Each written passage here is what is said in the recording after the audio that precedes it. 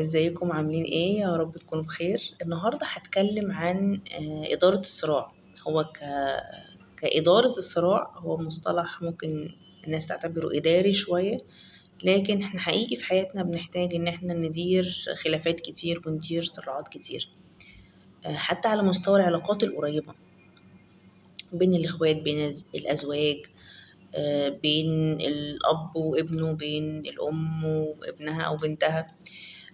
فإحنا في حياتنا بنحتاج حتة إن إحنا ندير الكونفليكتس أو نمانج الدنيا بيننا وبين حتى الناس القريبين مننا. طب ليه إحنا بندير الصراع؟ ما بنسيبوش متأجج يعني، علشان نقلل الأضرار اللي ناتجة عن وجود الصراع ده. ما هو وجود صراع أساسا معناه إن أنا مضغوط نفسيا، إن أنا في حاجة مقرقاني، إن أنا في حاجة مفتوحة لسه ما اتقفلتش.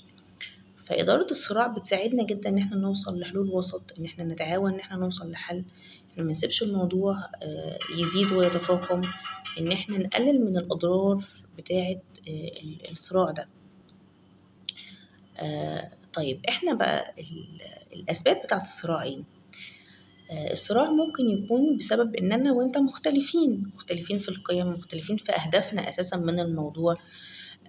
كمان ممكن يكون بسبب إن أنا مضغوط نفسيا، مش قادر أعبر عن الضغط النفسي اللي أنا فيه فبتخانق. فالموضوع هنا بيبقى محتاج بس جست إن احنا نفهم السبب، وده هنقوله بعدين في الفيديو ليتر يعني. نفهم السبب ونشوف هيبقى التعامل معاه ازاي. فحتة إن أنا ممكن أبقى مضغوط، ممكن أكون عندي مشاعر مش قادر أعبر عنها، فبعبر عنها من خلال إن أنا بدخل معاك في صراع أو في خناقة، علشان أنا مش قادر أقول الشعور بتاعي بشكل دايركت. مش قادر أقول لا أنا حاسة بغيرة، مش قادر أقول أنا حاسة إن أنت متجاهلني، يعني مش حاسة بإهمال.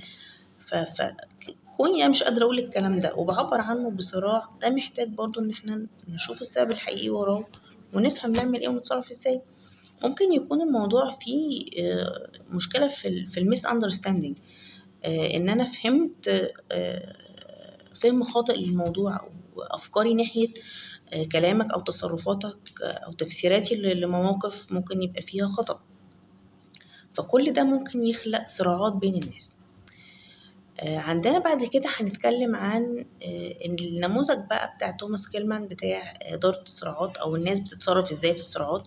عندنا 5 نماذج أو 5 أنماط لإدارة الصراع، بيمثلهم أشخاص أكيد.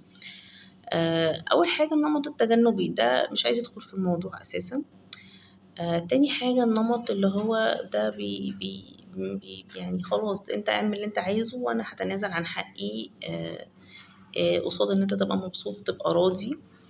في نمط اللي هو بيبقى تنافسي.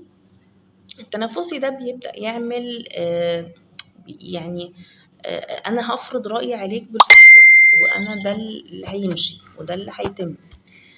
في نمط تاني بيبقى تعاوني، ده بنجيب حل وسط، نحاول نوصل لحل وسط يرضي جميع الأطراف، يبقوا راضيين رضا تام. في حل تاني بتاع التسوية بقى، اللي هو يعني كل واحد فينا يتنازل عن شيء معين عشان نوصل لحل وسط يعني بيرضينا بشكل جزئي. ازاي نعمل ازاي ندير صراعاتنا حتى في الأجزاء القريبة جدا أو مع الناس القريبين جدا في حياتنا. أول حاجة خالص نفهم السبب الحقيقي ورا وجود الصراع، وده بيحل كتير. يعني لو الصراع مثلا ناتج ان انت فاهم بشكل خاطئ، طب ما انا افهمك الصح، طب ما انا اتكلم معاك ونشوف فعلا انت فاهم صح ولا مش فاهم صح. فاول حاجه ان احنا نفهم السبب الحقيقي ورا الصراع ده. تاني حاجه ان احنا نحاول نقرب وجهات النظر لبعض، من خلال ان احنا نوصل لحلول معقوله ترضينا ولو بشكل جزئي. كمان لو بدأنا ندخل في ديبيت، ان احنا بنتكلم في المشكلة اللي احنا قاعدين فيها او اللي احنا موجودين فيها، حتى لو زوج وزوجته في البيت، ما يبقاش الاول نسمع بشكل كويس، نسمع كويس جدا الكلام بيتقال، ولما نسمع ما نطلقش احكام. يعني انا مثلا زوجي او صديقتي او اي حد بيتكلم معايا، انا بقول الشخص ده مثلا بيكذب عليا. بيكذب عليا ده اطلاق لحكم. ممكن يكون ما بيكذبش. فأنا حتة الحكم اللي هاعمله يا ريت ما يبقاش في المطلق قد ما اعمله افتراض جنب حاجات تانية. يعني مثلا الشخص ده بيكذب عليا، طيب خلاص انا حاطط افتراض ان هو بيكذب، ممكن يكون بيقول الحقيقة.